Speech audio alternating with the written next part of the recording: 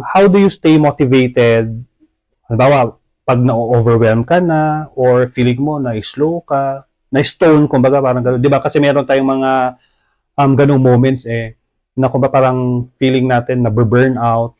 So paano ka namo-motivate or ano yung mga things na ginagawa mo para ma-overcome mo yung mga gano'ng pakiramdam? Yes, minsan hindi talaga siya madali. Pero ang ginagawa ko 'pag gano'n, pause muna.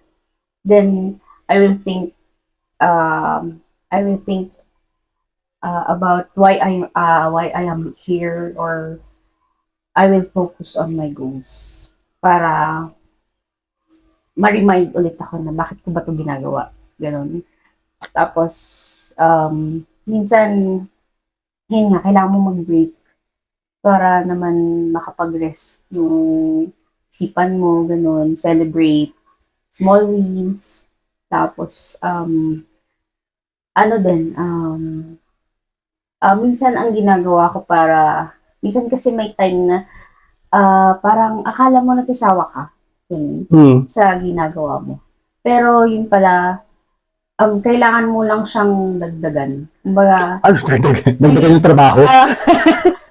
ibig sabihin, kailangan mong dagdagan yung kaalaman or skills na para ma-motivate ka. Ay, may bago akong ano na pwede kong i-apply sa Sa trabaho. trabaho. Akala ko isip ko, kailangan ko ng pera, kailangan ko ng trabaho.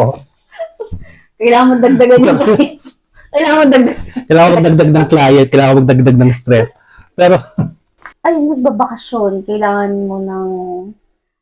mong mag-stop muna. Tapos, para makapahinga yung puta. utak mo, kailangan mo talagang mag-break muna.